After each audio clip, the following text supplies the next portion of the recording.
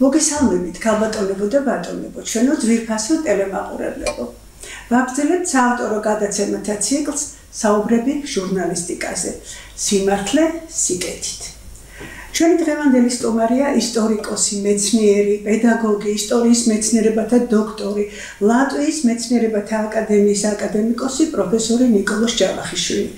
სრულად ახალგაზრდა პიროვნება უკვე 260 მეტი სამეცნიერო ნაშრომის ავტორია, მათ შორის ქართულ, ინგლისურ, გერმანულ, პოლონურ, ლატვიურ, რუსულ, სომხურ, თურქულ და არაბულ ენებზე გამოქვეყნებული 21 წიგნისა. ბატონი ნიკო ამასთანავე 2014 წლიდან არის ლატვიის მეცნიერებათა აკადემიის საპატიო დოქტორი და იმავე აკადემიის უცხოელი წევრი, აკადემიკოსი ისტორიის დარგში 2022 წლიდან. რეგალიები და ჯილდოები გაცილებით მეტია და მათ ჩამოთვლას ერთი გადაცემა არ ეყოფოდა. ის თუ არა ბატონ ნიკოს მოვიწევდით 26 მაისის საზეიმო დღეებში ქვეყნის წარსულსა და მომავალზე, რაც უმთავრესია ძალზე რთულ დღევანდელობაზე სასაუბროთ. როცა ჩვენი უძველესი ისტორიისა და კულტურის ერი 1001-ად გადის ბეწვის ხიდზე, როცა თითოეული მამულიშვილის ღვიძლის საქმეა მამულის გაფრთხილება, ამ ბეწვის ხიდზე მისი უსაფრთხოდ გამუტარება. ქვეყნის მშვიდობიანი წარმატებული მომავლის უზრუნველყოფა. დიდი მადლობა ბატონო ნიკო გადაცემაში მოგზაურობისა და ძალიან საინტერესო და საჭირო საუბრის პერსპექტივისთვის. დიდი მადლობა თქვენ მოწვევისათვის, მოგესალმებით და შევეცდები პასუხი გავცეთ თქვენს შეკითხვებს. 26 მაისი ჩვენი ეროვნული დღესასწაული. რუსეთის იმპერიისგან საქართველოს თავდახსნის პირველი რესპუბლიკის 2018 წლის 26 მაისის გამოცხადების დღეა. თქვენ როგორც მაინც საბჭოურ ბავშვობა გამოვლილი ადამიანის ცხოვრებაში, აზროვნებაში როგორ შემოვიდა ეს თარიღი, მისი მნიშვნელობა? გაიხსენოთ. როდესაც სკოლა დავამთავრე 99 წლის ივნისი გახლდათ და ამ დროს უკვე 9 აპრილი მომხდარი იყო, ამიტომ ის საბჭოური, ასე ვთქვათ, ეპოქა დარჩა ჩემს უფრო ღრმა ბავშვობაში. უკვე მოწიფულ ასაკში მე 98 წლიდან უკვე აშკარა გახდა, რომ საბჭოთა კავშირი დაიშლებოდა. 98 წლის ნოემბრის აქციებმა და განსაკუთრებით 9 აპრილმა 99 წლის ჩვენი თავობა დაარწმუნა იმაში, რომ სრულიად სხვა რეალობაში მომიხდებოდა ცხოვრება და ის აღარ გაგრძელდებოდა, რაც ის ეპოქა, სადაც ჩვენი მამები, ჩვენი პაპები ცხოვრობდნენ. და ამიტომ ჩვენი თაობა უფრო, ასე ვთქვათ, განწყობილი იყო დამოუკიდებლობის სულით, მომსჭვალული. შემდეგ უნივერსიტეტი, ფაქტობრივად საბჭოთა კავშირის დაშლა მოხდა ჩემს თვალწინ, მაშინ მეორე კურსის სტუდენტი გახლდით. და მანამდე მოგეხსენებათ რა ცვლილებები იყო, მრავალპარტიული არჩევნები 90 წლის ოქტომბრის, შემდეგ 91 წლის 31 მარტის რეფერენდუმი, სადაც კაპიოდ თქვა ქართველმა ერმა, რომ მას სურს დამოუკიდებლობა, აღადგეს საქართველოს დამოუკიდებლობა და ეს ამის დეკლარირება მოხდა კიდევაც 91 წლის 9 აპრილს. მაგრამ ეს იყო იურიდიული მხარე, მაგრამ ფაქტობრივი დამოუკიდებლობა უფრო გვიან მოვიდა. მოგეხსენებათ, 92 წელს 31 ივლისს საქართველო გახდა გაეროს წევრი. აი ამით დასრულდა ბრძოლა საქართველოს საერთაშორისო აღიარებისათვის. რეალურად საქართველო აღიარებულია იმ დღიდან. ეს იყო, ასე ვთქვათ, მოკლე თვალისწინებით გადავლებით რა და შემდეგ იმ რეალობაში გვიწევს ცხოვრება დამოუკიდებელი საქართველოს რეალობაში, რომელსაც ხან წარმატებები აქვს, ხან შეფერხებები აქვს ამ რთულ გზაზე. ფაქტობრივად აღიარებიდან უკვე გავიდა 32 წელი. მაგრამ არის ის სამწუხარო რეალობა, რომ ასე იგი ჯერ ვერ დასრულდა ყველაზე მთავარი, რაც ჩვენ მინდა ქვეყნის გაერთიანება.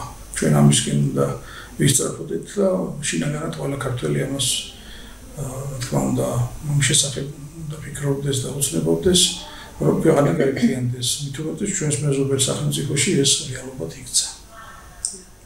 აზერბაიჯანს გულისხმობ. რა თქმა უნდა. ეგ ოცნების დონეზეა ყველა ნებისმიერი მამულიშვილისთვის, მაგრამ სამისთოდ წინა პირობა აუცილებელია ჩვენი ერთობა და გაერთიანება და ეს შიდა ბრძოლები თუ არ დასრულდა. და კიდევ ერთი ასეთი კითხვა 2018 წლის 26 მაისს ამ მართლაც დიდებული ეროვნული დღესასწაულის 100 წლის თავზე პარლამენტთან არსებული ჰერალდიკის სახელმწიფო საბჭოს მედლით საქართველოს სახელმწიფო სიმბოლიკა 1918-2018 დაგაჯილდოვეს. ამდენად ეს დღე თქვენთვის უთუოდ ორმაგად სასიხარულო და სადღესასწაულოა. ეს დიდი შრომის შედეგი იყო რა თქმა უნდა ამის შესახებ თუ შეიძლება. კი ბატონო მოგახსენებთ ჯერ კიდევ სტუდენტი გახდით, ჯერ კიდევ საქართველოს დამოუკიდებელი არ იყო 90 წლის ნოემბერში, მანამდე სექტემბრის თვეში 90 წელს მე გამოვაყენე რამდენიმე სტატია, რომ დამოუკიდებელ საქართველოს აუცილებლად დასჭირდებოდა ფულის ნიშანი და რა უნდა დარქმეოდა ამ ფულის ნიშანს, ამაზე მქონდა გარკვეული მოსაზრებები. მე ვამბობდი, რომ პირველი რესპუბლიკის მეთაურებს სურდათ დაერქმიათ მარჩილი, ეს პროექტი არ განხორციელდა ოკუპაციის გამო.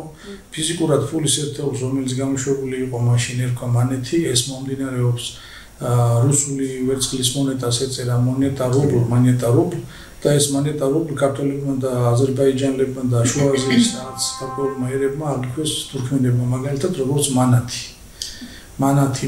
და ესე მონეტასგან წარმოშობილი, ასე ვთქვათ, არაქართული ტერმინი ჰქონდა და ვამბობდი, რომ თუ დამოუკიდებელი საქართველოს მეთაურთა სურვილს გავითვალისწინებთ მარჩილი, თუ არა და მე მქონდა დამოუკიდებელი ჩემი მოსაზრება, რომ ფულის ერთეულს უნდა დარქმეოდა ქართი. ისეთივე ანალოგიით, ვინაიდან ლიტვაში, ლატვიაში ასეთი სახელწოდების ფულის ნიშნები მაშინაც იყო და შემდეგ როცა დამოუკიდებლობა აღდგა ლიტი, ლატი, ფრანკი, მოიხსენებათ საფრანგეთში, სანამ ევრო შემოიღებდნენ, ასევე ავღანი, ფულის ერთეული ავღანეთში. აი ეს ანალოგიები მე მიგიზგებდა, რომ საქართველოშიც ყოფილიყო ეროვნული დასახელება ქართი, რომელიც მე ვფიქრობ, ცუდი არ იქნებოდა, ეროვნული იქნებოდა. მაგრამ მე ისე მოხდა, რომ რეალ გამსახურდიას ხელისუფლების დროს ამაზე ფიქრობდნენ, მაგრამ ვერ მოასწრეს მათ ფულის ნიშნის გამოშვება. მოიხსენებათ და შემდეგ უკვე შევარდნაძის მმართველობის პერიოდში ამჯობინეს ეროვნულობისაგან დაცლილი ტერმინი ლარი, რომელიც ლამაზად კი ჟღერს, მაგრამ ეროვნული არ არის. ლარი განძის აღმნიშვნელი ტერმინია, ძველ ქართულში იყო ლარი, სალარო, სადაც განძი ინახებოდა, მაგრამ რამდენად ქართული წარმოშობისა ამაზე დამაჯერებლად ვერ ვიტყვით, იმიტომ რომ ლარ არის მრავლობითობის აღმნიშვნელი ტერმინი თურქულში. აი მაგალითად ქართველები შეიძლება თურქულში არ გამოვიწყოთ. ყოველ შემთხვევაში წარმომავლობა შესაძლოა ქართული არ იყოს. მაგრამ ამ შემთხვევაში ქართი ძალიან კარგადაც ჟღერდა, მაგრამ რატომღაც ძალიან ეროვნული იყო და ეთქობა იმ ეპოქაში, როცა მოეჩვენათ, რომ ზედმეტად ეროვნული იყო, თუმცა ასე არ ფიქრობდნენ ფრანკს, როცა არქმევდნენ, როცა ლატს არქმევდნენ, ლიტს არქმევდნენ, ავღანს არქმევდნენ. დღესაც ასე ვთქვათ, ესენი ძალიან კარგად ახსენებს ამ ერების, ასე ვთქვათ, დასახელებას მსოფლიოში. ზედმეტად ეროვნულზე გამახსენდა, ახლა არ მქონდა ამაზე საუბარი გათვალისწინებული. ახალ დამთავრებული გვაქვს უნივერსიტეტი და არის ივერიის 100 წლის თავი. მოგძებნე ბატონო ნოდარ-დაბიძე, შენი მეგობარიც იყო ჩვენი და გადაწყვიტა, რომ აი ივერიის ახალი ნომერი გამოსულიყო პირველი ნომრის ყდაში. მოგძებნა ძველი კურსდამთავრებულები, ვინც იმედებოდა ახლა ზედმეტი თანამდებობის წინაშე ვიტყვი და უსარმაზარი ენთუზიაზმით ვიმუშავთ გაგანია კომუნისტების დრო და რა თქმა უნდა სული გული ჩავდეთ, იმიტომ რომ უნივერსიტეტში, ჯავახიშვილის უნივერსიტეტში ყოველთვის ეროვნული სული ტრიალებდა ჩვენი სტუდენტობის დროს, ყველაფრის მიუხედავად და ეს მოყვებოდა აქედან ჩვენი პროფესორისგან და მომზადდა ეს ნომერი და იუბილეზე დაურიგეს დამცლე საზოგადოებას მხოლოდ ყდები, რატომ ზედმეტად ეროვნული სულისკვეთებით გამსჭვალული მოეჩვენა იმ ჟამინდელ იმპერიას, იმდროინდელ ხელისუფლებას. აი ეს მწარმოგონება მაქვს ამასთან დაკავშირებით და მაგრამ უკვე აი თავისუფალ საქართველოში რატომ მოხდა ძალიან დამენანა ახლა მე არ ვიცოდი ეგ ისტორია მიუხედავად ჩვენ დიდი მეგობრობის მე ეს გამოქვეყნებული მაქვს საქართველოს რესპუბლიკა გამოდიოდა დღესაც გამოდის მაშინ იყო უზენაესი საბჭოს გაზეთი 1991 წლის 19 ნოემბერს. პირდაპირ მიწერია რომ მე ვთავაზობ ქართლს. თუ პირველი რესპუბლიკის წინააღმდება არ იქნება მიღებული მარჩილი არ არის ქართული და მარჩელოდან მომდინარეობს, ამიტომ ქართლი მოდი იყოს ეროვნული. და რაც შეეხება ხურდის დასახელება, ლითონის ფულის დასახელებაზე მე მეწერა ერთ-ერთი ვარიანტი მქონდა თეთრი, რომელიც დაერქვა კიდევაც ასე რომ თეთრი ნამდვილად არის წამოყენებული ჩემს მიერ. თეთრი ზოგან წამოაყენა ძირითადი ერთეულის სახელად, მაგრამ თეთრი ვინაიდან ვერცხლის ფულის აღნიშნული ტერმინი იყო და თეთრი საერთოდ ვერცხლს აღნიშნავდა ძველ ქართულად. უფრო ლოგიკური იქნებოდა მონეტას დარქმეოდა და დაერქვა კიდევაც ეს გავიდა. ასე რომ მე ასე ვთქვათ ქართული ფულის უმცირესი ერთეულის სახელის ნათლია გახლავთ. მაგრამ რაც შეეხება ძირითად ერთეულს იქ ლარი ამჯობინეს. არ ვიცი ხომ მე რამდენად კომპეტენტურია მაგ საქმეში, მაგრამ გვიან ხომ არასოდეს არ არის შეცვლა. ხო შესაძლებელია თეორიულად თუნდაც და რო ვიფიქროთ ამაზე. თუ ახალი ფულის ერთეული გამოვიდა, როცა აღარ არის გაღიზიანებს ჩვენი ზედმეტი ეროვნულობა. პირიქით, ახლა უნდა ჩვენ ვიზრუნოთ, რომ ჩვენ წირიცხოვანი ერი ვართ და ყველგან უნდა ვაფიქსიროთ ჩვენი ეროვნული გაუსვათ ეროვნული სხვაზი. აქედან გამომდინარე, მომავალში შესაძლებელია, მაგრამ ისე მიდის პროცესები, რომ თითქოს ევროკავშირში უნდა შევიდეთ. თუ ევროკავშირში შევართ, საერთოდ გაუქმდება ფულის ერთეული. ეროვნული და ევრო იქნება. იქ ხო წაშლილია და თანაც სხვადასხვა ევროს კუპიურებს რო დახედავთ, დაცლილია ყოველგვარი მიგერძოებისგან, იქ არის ზოგადი შენობები. სადაც არსად არ ჩანს ესპანეთის არის, იტალიის არის. ხო, წაიშალოს განსხვავებები. მაგრამ დღევანდელი ლარი საბედნიეროდ არის ეროვნული, იმიტომ რომ დახედავ ყველგან არის ქართული მოღვაწე ამბექტებზე. იონე ჯავახიშვილი 5 ლარიანზე, შემდეგ აკაკი წერეთელი, ილია ჭავჭავაძე და შემდეგ კიდე შურიანი რომ იყო შემშვიდობოდა და შემოგნა. შორის ჩვენ ახლა ხშირად მინდა ხოლმე მივიბაძოთ დიდ ქვეყნებს, მაგრამ აი დიდ ქვეყნებში როგორ არის ქალბატონი? შეერთებულ შტატებში ყველაზე პირველი პრეზიდენტის პორტრეტი ახატია $1 და არა ყველაზე მაღალს. ჩვენთან პირიქით დაალაგეს. წესით რომ დავით აღმაშენებლით დაგვეწყო, მაგრამ ასე არ მოხდა და იმადაც იყო ერთგვარი ასე ვთქვათ სიჩქარის პროფესიონალებს ნაკლებად ვეკითხებით, ეს ნაკლი გვაქვს სამწუხაროდ. მე მაქვს ჩემი მოსაზრება. როგორ უნდა გამოვხასახოთ, ჩემი კონცეფცია მაქვს გამოქვეყნებული ჯერ კიდე 2011 წელს, მაგრამ რა მოგახსენოთ ჯერჯერობით ეს მუდმივი დილემა, რომ მეცნიერული აზრი დიდად არ არის გათვალისწინებული. არ არის შემთხვევაში. არა მხოლოდ ამ საკითხში. არა მხოლოდ ამ საკითხში. რა თქმა უნდა. არა მხოლოდ ამ საკითხში. სხვათა შორის იმას ვიტყვი, რომ 2018 წელს როცა ახლოვდებოდა უნივერსიტეტის დაარსების იუბილე, ჯერ კიდე 2016 წელს მე შევთავაზე ეროვნულ ბანკს, რომ გამოეშვა მონეტა უნივერსიტეტის 100 წლისთავისადმი მიზღვნილი. მაშინ რექტორი გახდა ბატონი ვლადიმერ პაპავა უნივერსიტეტის და ის სიამოვნებით ამიბამა ხარი. გამაკეთებინა წარდგინება, მე ეს წარდგინება მან გადაუგზავნა ეროვნულ ბანკს. ეროვნულმა ბანკმა ეს ფედერალობაში მიიღო და 2018-ში გამოვიდა კიდევაც შესანიშნავი მონეტა უნივერსიტეტის 100 წლისთან დაკავშირებით, გერბით და ასე ვთქვათ, ერთგვარად ეს არის ჩემი წინააღმდება, რომელიც შესრულდა, ასე რომ მე ვერ ვიტყვი, რომ ყოველთვის არ მისმენენ. ზოგჯერ მისმენენ. მაშინ გააზრია სულჯერნიერების არსებობა. ზოგჯერ მისმენენ, მაგრამ მაინც ალბათ სასურველია, რომ ხშირ შემთხვევაში კი არა ყოველთვის კომპეტენტური მეცნიერული აზრი იყოს ხოლმე გაათვალისწინებული პრაქტიკული გადაწყვეტილებების. მით უფრო როცა ასეთი პროფესიონალი ყავთ, აი ახლა რომ მე ხარ როგორ გიცნობთ ერთია, მაგრამ მაინც როცა საგანგებო თემზადების შესახვედრად გამახსენდა სხვათა შორის ჩაპლინისა და აინშტაინის საუბარი, დიალოგი, რომ თქვენ ყველა ესმისოთ, ყველას ესმის თქვენიო ჩარლი ჩაპლინს რო ეუბნება და ამიტომ ხართ დიდებული, თქვენი არავის ესმისო, მაგრამ მით უმეტეს ხართ დაფასებული და პატივცემული. აი მარტო ჩამონათვალი თქვენი ინტერესების სფეროში ამ ერთი მიმართულებით ნახეთ, საისტორიო დარგებისადმი ჰერალდიკით არ შემოიფარგლება ფალერისტიკა, ბონისტიკა, ნუმიზმატიკა, გენეალოგიისა და ვექსილოლოგიის აქტუალური საკითხების კვლევა სტუდენტობიდან მოყოლებული არ შეგიწყვეტიათ. ვერ ვიტყვით, რომ ეს ახლა ჩვეულებრივი ამბავი არა, აი რით დაიწყო და რას ეფუძნება ეს უზარმაზარი ინტერესი. ეს რაღაცა ფენომენია ჩემი აზრით, რომ აი ახალგაზრდა და ეს ასეთი მრავალმხრივი, ეს ერთი მიმართულებაა თქვენი მაინც ყველაფრის მრავალფეროვნების მიუხედავად. მე ამ საისტორიო დარგების კვლევით დავიწყე, იმიტომ რომ კოლექციონერი დახლავართ დღემდე. აგროვებ ყველაფერს, რაც საქართველოს უკავშირდება. მე მგონი კედლებიც გზრდიან. მე ასე კი ბატონო, ევროპული ტრადიციული, мама პროფესორი, მწერალი, ცნობილი ფილოლოგი. ყველასთვის ცნობილი ჩვენი დიდი პედაგოგი ბატონი გიორგი, აუცილებლად ჩვენ გვექნება საგანგებო გადაცემა მის 8 წელზე ახლა სხვა თემატიკის გამოშეგაწუხეთ და როგორც ჩანს, მაინც კედლები ზრდიან ადამიანებს და ეს მე აქ დავინახე აშკარად.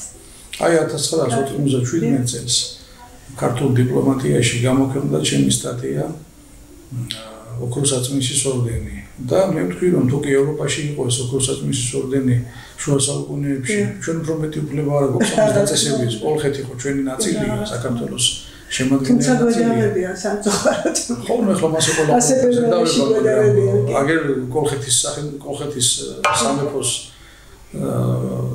მოსახლეობის წარმომადგენელი აგერ ბრძანდებით თქვენ და ცოტა ყველა ქართველი ვართ იმიტომ რომ განა არის ქართველი რომელსაც მხოლოდ ერთი კუთხის სისხლი აქვს არ რასაკვირველია ქართველი არის სწორედაც არის ნაერთი ამ დიდი კულტურის კოლხური და იბერიული კულტურების და სწორედ მაშინ თქვი და ეს ბავშვი 98 წელს ეს ორდენი შეიქმნა ასე რომ მე ვერ ვიტყვი ქალბატონ დიანა რომ არასოდეს არ მისმენენ. არა, მისმენენ, მაგრამ ყოველთვის არ მიჯერებენ. უბრალოდ როცა ზოგჯერ მიჯერებენ და როცა დამიჯერეს არასოდეს არ წამოგვია და მაგალითად მოგვიანებით იყო კიდევ ეროვნული ბანკში არსებობდა ფულის ნიშნების ასე იგი კომისია და იმ კომისიის წევრი გახდით და სწორედ 2008 წლის ომის შემდეგ, როდესაც აფხაზეთი არა მარტო დაკარგული გვაქვს ფიზიკურად, არამედ აღიარეს კიდევაც ზოგიერთმა მეზობელმა ქვეყანამ, მაშინ დავსვით საკითხი, რომ გამოუშვათ ქართული კულტურული მემკვიდრეობის ამსახველი მონეტები. და იქ იყო რამდენიმე მონეტაზე მსჯელობა, მაგრამ ჩემი პოზიცია ასეთი იყო, რომ დავაჩქაროთ, ეხლა არც ვეტი ცხოველს, არც ჯვარს, არც სხვა მნიშვნელოვან რა თქმა უნდა, ისინი ჩვენთვის ყველა ძალიან ძვირფასია. ისეთი მნიშვნელობა არ აქვს, როგორც დროებით დაკარგულ ტერიტორიაზე არსებულ ძეგლებს და ილორის წმინდა გიორგისადმი მიზღვრილი მონეტა, რომელიც 2009 წელს გამოვიდა, სწორედაც მე ვიყავი დიდი მსურველი და ერთსულოვანი მხარდაჭერა იყო, ესე იგი თვითონ კომისიაში, რომ სწორედაც აი რაც წაგვართვეს, ის დავაფიქსიროთ. ჯერ და მე როცა უკვე დიდებული დავიბრუნებ ჩემაბატონო მე ყველა ძეგლი გამოუშვათ საქმეა რა თქმა უნდა ამ პატარა ერთს ჰაერივით ჭირდება სასიცოცხლოდ ჭირდება და აი ისე მოხდა რომ აი ბუნებრივია როცა გადაცემისთვის ემზადები ბევრს ფიქრობ რესპონდენტზეც მის 8 წელსაც და ჩვენი ყველას დიდი წინაპარი და მით უმეტეს თქვენი ჯავახიშვილი, ჩვენი ძვირფასი ივანე ჯავახიშვილის სიტყვები გამახსენდა, რომ სიყვარულის გარეშე არ კეთდება არასოდეს დიდი საქმე. გულცივი, გულგრილი ადამიანი ვერ გააკეთებს ვერასოდეს დიდ საქმესო და ეს სულ მახსოვს იცით სტუდენტობიდან და წუხელ რატომღაც ამაზე ვფიქრობდი სწორედ ახლა დავწმუნდი იმაში, რომ თუ შენი სიცხორცეული არ არის რასაც იკვლევ ამ ხელა შედეგი როგორც თქვენ გაქვთ არ გექნებათ. ასე არ არის. ივანე ჯავახიშვილის რა კი ჩამოვარდა საუბარი იმას დავუმატებ რომ როგორი ამაგიანი გახდათ ახლა მის შესახებ ბევრია ცნობილი მაგრამ ერთ დეტალზე გავამახვილებ ყურადღებას. როდესაც მან გამოუშვა წიგნად თავისი ძირითადი ნაშრომი ქართველი ერის ისტორია მას მინაწერი აქვს უზღვნი საყვარელ დედას და ძვირფას ხსოვნას ჩემი საყვარელი მამისა. მამა გარდაცვლილი ყავდა. ესე იგი ეს ადამიანი როგორი ამაგიანი იყო მშობლების მიმართ, როგორი მადლიერებას გამოხატავს. ოჯახშვილობის გარეშე ხო არაფერი არ არის. იმიტომაც არის ეს ნაშრომი ძირითადი. ასეთი სიყვარულით არის შეგვიძლია. რასაც თვითონ ამბობდა ბატონი. ამას აკეთებდა კიდევაც და თვითონ გვაძლევდა ამის მაგალითს და საერთოდაც ახლა ბატონი ნოდარი ახსენეთ. ბატონი ნოდარიც ჯერ ერთი რომ ფიზიკურად იყო არაჩვეულებრივი პიროვნება, დიდი გალაქტიონის ვისწრაფი და მე იყო შეყარებული თავის საქმეზე და ისეთი სასიამოვნო იყო მასთან ურთიერთობა. კაცი, ესე იგი, ღრმად გააზრებული ქონდა ამ ადამიანს თავისი მისია. სისხლით და ხორცით გრძნობდა. ძალიან დასანანია მისი წასვლა, იმიტომ რომ ცოტა გულიც ატკინეს და ცოტა კი არა ძალიან გული ატკინეს. დაუსახურებლად დაჩაგრეს და რაიონი ჯავშვის ატკინეს გული. თქვენ შემოგდებით. აი ნიკო არ შემიძლია ხარ გავიხსენო მაინც მეს ვცდილობ რომ რესპონდენტმა ისაუბროს მით რომ ცოტა ყინარი რესპონდენტია და არ ყოფნის დრო არანაირად მაგრამ პირველი როცა ეს ეგრეთ წოდებული რეფორმის შედეგები გამიგე ბაკურიანში ვისვენებდით პატარა შვილიშვილთან ერთად და რა თქმა უნდა ბატონოდას დაუვეგე ბარნოდარ მეთქი როგორ მეამაყება რომ თქვენს გვერდით მიაზრეს და იქ არ დამტოვეს რა რატო დამტოვებდნენ მაგრამ შეიძლება გაჩერდი მე ამაყი ვარ მეთქი ამითი და სხვათა შორის ძალიან ბედნიერი იყო რითი იცით ნიკო არა დიანა მასი არ არის საქმე ჩვენმა გაზრდილებმა ქვეყანა დააქციესო და ჩვენ ფილოლოგიის ფაკულტეტზე დაგვაბრუნეს სულ ერთი წლით მიაჩვენეს ეს ჩვენ ხა თუ ის სამე ნორმალური ჟურნალისტი იყო მოაზროვნე ხა ჩვენი გაზრდილი იყო მაშინ არ იყო ამდენი კომერციული ხო ჯავახიშვილის აღზრდილი და გაგიშლი რა თქმა უნდა და აღვადგინეს ოღონდ ფილოლოგიის ფაკულტეტზე იქ ჯერ არ იყო რეფორმა ჩატარებული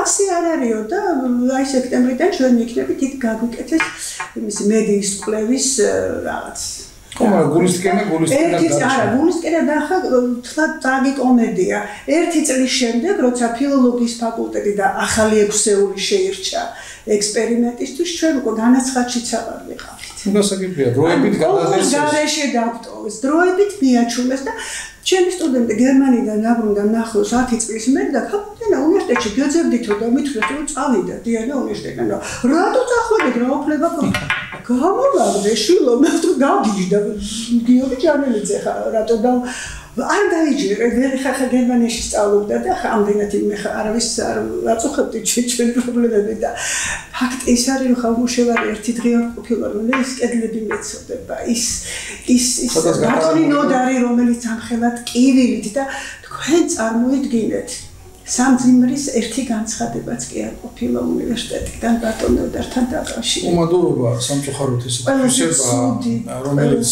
იყო არის და ალბათ მომავალში იქნება. ჩვენი საუბარი, მაგრამ ალბათ არ ვიქნებოდით მართალი რომ ეს არ გვერდა. ეს ჩვენ ცხოვრებასთან არის დაკავშირებული. ერთით ხო იქნება რაღაცა რა გითხრათ აბა ხო ეხლა რა თქმა უნდა ეს არ არის ეს ერთი დიდი სფეროა თქვენი კვლევისა ქართულ ევროპულ ურთიერთობათა კვლევა თქვენი სამეცნიერო საქმიანობის უმნიშვნელოვანესი ნაწილია განსაკუთრებით ქართულ ბალტიური ურთიერთობები და ამის შედეგია სწორედ ის დიდი დაფასება და წარმატება ხომ ამ ქვეყნების მხრივ აი ამის თაობაზე მინდა რომ ფართო მაყურებელმაც იცოდეს და ეს დიდი საქმეა ძალიან დიდი საქმეა და არა მარტო მეცნიერებისთვის აი ჩვენ ხშირად ვამბობთ, რომ დიდი მეცნიერება, დიდი სპორტი, დიდი ხელოვნება ყოველთვის არის პოლიტიკა.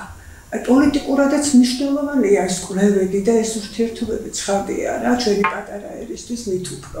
აი ამაზე მინდა რომ ისაუბროთ. კი ბატონო, ჩემი კვლევის ერთადერთი მარტო ეს ეყოფოდა და ბევრიც იქნებოდა. ერთ-ერთი მიმართულება გახლავთ აი სწორედ საისტორიო დარგები, მაგრამ სხვა მიმართულება არის ზოგადად საქართველოს ახალი და უახლესი ისტორია, კავკასიის ახალი და უახლესი ისტორია და პლუს ასე ვთქვათ ქართულ საქართველოს და საგარესამყარო აი ამ ჭრილში ჯდება სწორედ ეს ქართულ-ევროპული ურთიერთობები, თუმცა მარტო ქართულ-ევროპულს არ ვიკვლევ. თანაც მაქვს ქართულების კავკასიის მეზობელ ხალხებთან. და შეეხება ბალტიის ქვეყნებს, ამაზე მე კვლევა დავიწყე 2008 წლის შემდეგ, როდესაც აი 2008 წლის ომის შემდეგ გამოჩნდა რომ თუ იმეს გული შესტკიოდა ღიად გამოხატავდნენ ბალტიის ქვეყნები და პოლონელები და პოლონეთსაც მაქვს ბევრი გამოკვლევა, მაგრამ ყველაზე დიდი მონოგრაფია, ასე ვთქვათ, 600 გვერდიანი მონოგრაფია მიუძღვენი ბალტია-საქართველოს ურთიერთობებს, რომელიც საკმაოდ ძველია, გამომდინარე იქიდან, რომ ბალტიური ქარვა, ბალტიის ზღვიდან წამოღებული ქარვა ძველ სამარხებშია საქართველოსში და კავკასიაში აღმოჩენილი, ეს არის წინაქრისტიანულ ხანაში, ასე ვთქვათ, ჩვენს წელთაღრიცხვამდე არაერთი აღმოჩენა ამის შესახებ მე დეტალურად მაქვს აღწერილი, მაგრამ პირდაპირ კავშირები უკვე ჩდება სადღაც 11 საუკუნის წინ, იმიტომ რომ თბილისში მოჭრილი მონეტები აღმოჩნდა ბალტიის ქვეყნებში. და იმ მონეტებზე განასაზღვრულია თარიღი, ყველაფერი თბილისი დაფიქსირებულია, მართალია ზოგი არაბების მიერ არის მოჭრილი, მაგრამ არაბები ძალიან პატიოსნად აფიქსირებდნენ მოჭრის თარიღს. მე-19 საუკუნეში მოჭრილი მონეტები არის იქ.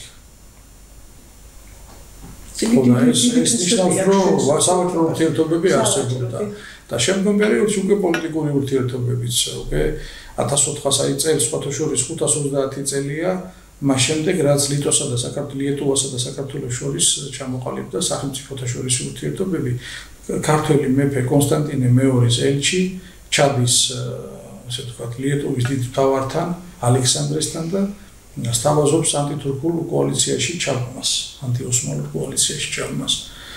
და ეს თვითონ ეს დოკუმენტი შეტანილია, მას ქართველებს მიქონდა წერილი ევროპის სხვა სახელმწიფოში, ესპანეთში, მაგრამ პირვინებიდან შავი ზღვა ჩაკეტილი იყო და ოსმალები აქედან არ გაუშვებდნენ. შემოვლითი გზით წავიდა და ბალტიის ქვეყნებში მოხვდა და შემდეგ იქიდან წავიდა პოლონეთში და იქიდან ჩავიდა ესპანეთში, ესპანეთში მიქონდა ეს წერილი. და ეს არის ძალიან საინტერესო ფაქტი. 530 წელი სახელმწიფოთა შორის ურთიერთობის დასაწყისიდან დიპლომატიურ ურთიერთობა შეიძლება ითქვას და მოგვიანებით უკვე ჩვენ ერთი ქვეყნის ნაწილი გავხდით. ჩვენი ნებისაწინააღმდეგოდ ისინიც და მეტი ურთიერთობები იყო საკვირველია და ეს ურთიერთობები დღემდე გრძელდება. და ამის შესახებ მე კვლევა დავიწყე 2008 წლიდან და ინტენსიური კვლევის შედეგად ჯერ ქართულად გამოიცა თბილისის უნივერსიტეტმა გამოსცა 2011 წელს ეს წიგნი, შემდეგ გამოიცა 15 წელს რიგაში ლატვიურად უკვე ითარგმნა და 2019 წელს გამოვიდა კიდევ ჩემი თბილისის უნივერსიტეტის ეგიდით 600 გვერდიანი აუთხი ფორმატის უზარმაზარი ენციკლოპედიის ხელა წიგნი, რომელიც მე ძალიან დამიფასეს და სხვათა შორის ამ ხნის განმავლობაში მათ ჯერ საპატიო დოქტორობა მომანიჭეს ლატვიელებმა და 2022 წელს, როცა მე 50 წელი შემისრულდა, საქართველოში არც მადლობა უთქვია ვინმეს, რომ აი რა კარ საქმეს აკეთებ რაღაც არავისგან. სამაგიეროდ აგერ რიგაში კენჭისყრა ჩატარდა, ჩემი იქ ყოფნა არ იყო საჭირო, აქედან სადაც გამოგზავნილეს. სექტემბერში შემისრულდა 50 წელი და აგერ 24 ნოემბერს გიორგობის მეორე დღეს მომდის ინფორმაცია, რომ ერთმანეთს განიჭერთ თქვენი მეგობრები და აკადემიკოსის წოდება, ჩვენ ბატონო და მე გახლავართ ბატონი თამაზ განყრილიძე გახლავთ. კი, მათ მინდოდა. ლატვიის აკადემიის ერთადერთი წევრი კავკასიიდან იმავე აკადემიის, რომელიც იმ დროს იყო ჩვენი აკადემიის პრეზიდენტი. კი ბატონო, პრეზიდენტი. მე აქაც არა ვარ ჯერ და ასე თქვა. არა, ჩვენ მაგაზე ძალიან ისე ირონიულად გუშინ ვჯელობდით მე და ჩვენ. ხო, რა ვიცი, ჩვენთვის დაფასება იყო. ხედავთ რა ხდება, რომ იქ პარალელი ხო გასაგებია. უბრალოდ ისინი აღმოჩნდნენ ადეკვატურები იმ ადამიანის მიმართ, რომელსაც უყურებდნენ ამდენი წლის განმავლობაში. და მე შევასწავლე ვიღავი კიდევაც მე ჩასული მოხდა საზეიმო გადმოცემა იქაური ქართული საქართველოს იყო ჩართული და ძალიან და ამით არ დამთავრებულა მე აგერ არაბულ საიტებზეა ჩემი სტატია. არაბულად ითარგმნა. ეხლა ირანში გამოქვეყნდა ჩემი სტატია შაჰნამე და ირანული კულტურა ქართულთა ასოციაციაში. ეხლა სპარსულათაც გამოდის ფარსიზე, ასე რომ უკვე 10 ენაზე მეტია, სადაც უკვე ჩემი ნაშრომები არსებობს და გამოქვეყნებითაც ბევრ ქვეყანაში გამოქვეყნდა 60-ზე მეტი პუბლიკაცია უცხოეთში მაქვს. მათ შორის წიგნები. ამას ქვია აკადემიკოსი და ამას ქვია მეცნიერი შემოკარგვა, ახლა 120 გვერდს რო გაასებენ და საკურსო ნაშრომში ინდონისაში რომ ნიშანს ვერ დაუწერდი სტუდენტს დიდი გულისკებით, ახლა პროფესორები და დოქტორები ხდებიან იმითი და ამას თუ არ ეშველა ჩემონიკო, ხო კატასტროფაა საქართველოსთვის, ეს ხო არ შეიძლება. მე ესენი პედაგოგებად მოდიან იმეგრეთ წოდებულ უნივერსიტეტებში და იღუპება ერი ასე გამოდის. ჩვენ მე-19 საუკუნეში ქართველები დიდ ინტერესით ჩემდნენ რომ მიიღოთ ასე ვთქვათ წოდებები. აზნაურობისათვის ეს მოგესწრება აშორბია მუშაობდა და ამისათვის დიდ ფულს იხდიდნენ რომ იქნება აზნაურობა გაეკეთებინა. ხო და მე-20 საუკუნეში მეორე ის წამოვიდა ტალღა რომ ყველას კომუნისტურ პარტიაში უნდა შეესწრო. სანამ მოვიდოდნენ კომუნისტები ჯერ მეშევიკურ პარტიაში იყვნენ ქართველები ყველაზე მეტი. მერე კომუნისტურ პარტიაში. შემდეგ უკვე მე-20 საუკუნის მეორე ნახევრიდან ახალი ტალღა წამოვიდა სამეცნიერო ხარისხებს დაეხარნენ. მაგრამ როგორც იტყვიან, ბევრი ბუზი ბზუის, მაგრამ ფუტკართან ყველა ტყუის. განა ბევრია ისეთი პროფესიონალი, როგორც იყო ივანე ჯავახიშვილი, როგორც იყო სიმონ ჟანაშია, ნიკო ბერძენიშვილი. თუნდაც ბატონო და თავიძე გავიხსენოთ, ან თუნდაც პოეტები ბევრი ყავს, მაგრამ გალაქტიონისნაირი ერთი იყო. ერთი ყავს და საერთოდ რომელიმე საუკუნეში. ერთ-ერთი სპარსედება ადამიანი, რომელსაც ალექსანდრე მეორე რუსეთის იმპერატორს ცდილობდნენ რომ გაიფუჭებინათ იმ ადამიანისთვის საქმე და კომპოზიტორი იყო ტრადიციული ორიენტაციის ჩაიკოვსკის ცნობილი. ხშირად მოახსენებდნენ რომ უყარდა ძალიან ჩაიკოვსკი, რომ ეგ ესეთი არატრადიციული უფრო ცუდ სიტყვას ამბობდნენ. ეს უსმენს და არავითარი რეაგირება არ ქონდა და ბევრჯერ რო უთხრეს, იცი რას გეტყვითო? ჩემს იმპერიაშიო, ჩემი ქვეშევრდომი 100 მილიონ კაცზე მეტია, მაგრამ ჩაიკოვსკისნაირი ერთია. და მაინტერესებს ეს კიდევ მეორე საკითხია რა, რას წარმოადგენს თვითონ პიროვნება და რას ქმნის. ახლა ჩვენ თუ იქიდან გალაქტიონსაც აი ლოთია 1300 საზღვრებს აღარებდნენ. მაგაზე ხომრობაც იყო რომ გალაქტიონმა ერთხელ როცა პრემია არ მისცეს, კალკულებით იკითხა რომ მე რატო არ მომეწითო და აი სვავთო ბატონო გალაქტიონო და მოდისო სიგნალები რომ გვარცხვენთო მთვრალი დადიხართო და მიუბრუნდა ვინც ეს უთხრა ისე ცნობილი პოეტი იყო არ მინდა ახსენო. ფუნაგურები და უკან მიუბრუნდა ის უკან დგარ ძღოლს. მაწვილო თქვენ სვავთ? არა ბატონო როგორ ძღოლი როგორ დალევს არა. ხოდა მიეცით პრემია ეს კაცი არ სვავს. კი ვიცი. რატანიშტულების და სულა ისეთეს პრემია. მე ის ჩემო კარგო ანალოგიურად რეზულარიჯეს დადის ეს ნამდვილი ამბავი ანეკდოტური რომ აი ის მაუყვარს თევზაობა, ნადირობა, ასე შემდეგ ეგ როდის უნდა წერდეს, დაწერეთ საჭიდაოს დონის რაღაც და რამდენიც გინდა ითევზა და იმდენი კეი. არა, თან ბატონეზოს მეორე ის ქონდა აღიარება რომ როცა აუკრძალეს მას დალევა და იძულებული გახადეს დიეტაზე დამჯდარიყო. რომ გავიდა ხანი, ეკითხებიან რატომ არაფერს ახალს არ წერთო ბატონო რეზო და კაცო, სანადიროთ არ წახვიდე რომ არი ქეიფო და არი თევზაო და არაჟანი და ხაჭო კიდე ოპერებს ვერ დამაწერინებს. გავხდა სიმღერას ვეღარ წერს. ის მუსიკას დოდო შტაგონება, არ შტაგონება შეიძლება ბუნებასთან სიახლოვე, ეს ბატონ ხელოვანს თავის სამყარო აქვს და ის სამყარო თუ დაუხშე რა არ შეიძლება ადამიანს. ასეა ლადოგუდიაშვილი კაცო, სიცოცხლე გაუმწარეს რომ აი ფორმალისტი ხარ კაცო. ლადო სამბები ჩვენ ასე ნუხატავ ისე დახატე. ყველაფერში ერეოდნენ. აი ტოტალიტარული რეჟიმები იყო ამაზე. ყველგან ყველა ქვეყანაში ჩვენთან. ყველგან რა თქმა უნდა. გადაეფარა ვინ, როცა ძალიან შეაწუხეს ლადო და ფაქტიურად ბონისაციხეთ გამიტებული ყავდა. ძალიან გადაეფარა და დაიცვა გიორგი ლეონიძე. გაშოთირებო ხატა. გიორგი ლეონიძემ დაიცვა და ეს მთელი ცხოვრება ახსოვდა და სულ ცდილობდა რომ ბატონი გიორგისთვის საუკეთესო ნამუშევრები აქვს მისთვის დაჩუქარი. მისი ქალიშვილი ყავს დახატული რა. ძალიან თვითონ გიორგი ყავს დახატული, არა ჩვეულებრივი ნახატი. შესანიშნავი ნახატია აქვს ოჯახში მის თავმოვლებს.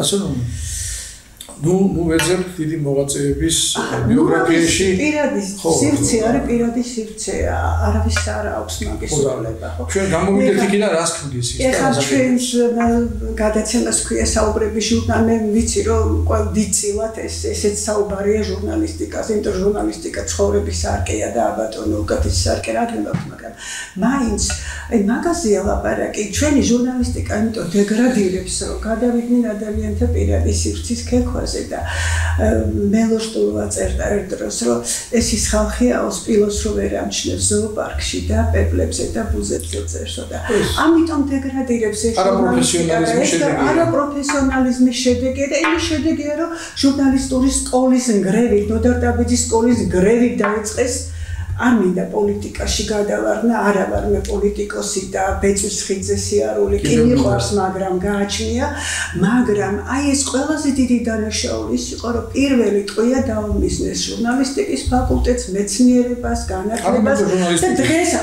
ზოგადად რა, ეს პედაგოგიურად გავაკეთეს, იცით?